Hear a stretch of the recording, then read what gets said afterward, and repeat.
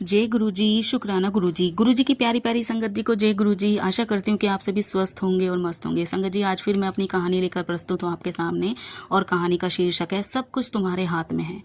एक आदमी रेगिस्तान से गुजरते वक्त बड़बड़ाता जा रहा था, कितनी बेकार जगह है, यहाँ बिल्कुल भी अच्छी जगह नहीं है। यहाँ ना हरियाली है, ना पीने को पानी है, कुछ भी यहाँ पर नहीं है। वह तपती रेत में जैसे जैसे आगे बढ़ता तो वह उसका गुस्सा भी बहुत जोर से होता चला जाता, बढ़ता चला जाता। वह आसमान की तरफ देखता है और गुस्से में बोलता है, क्या भगवान, आप यहाँ पानी क्यों नहीं देते? अगर यहाँ पानी होता तो कितने पेड़ पौधे यहाँ पर आसानी से उग जाते, तब यह कितनी जगह सुंदर लगती। ऐसा बोलकर वह आसमान की तरफ देखता रहता है। शायद वह भगवान से उत्तर की प्रतीक्षा कर रहा था।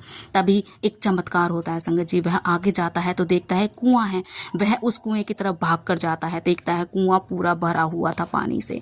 वह देखता है कि अब आश्चर्यचकित हो जाता है, वह आश्चर्य में पड़ जाता है, ये कैसे संभव है, क्योंकि वो तो उसी रास्ते से आता जाता था पर उसने कभी कुआं नहीं देखा था।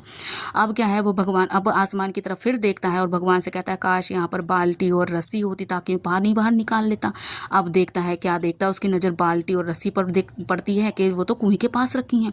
अब फिर वो आश्चर्य में पड़ जाता है, फिर आसमान की तरफ देखकर बड़बड़ाने लगता है, अगर ये रस्सी और पानी तो रस्सी पानी और बाल्टी तो है, लेकिन मैं इसे ढूंढूंगा कैसे?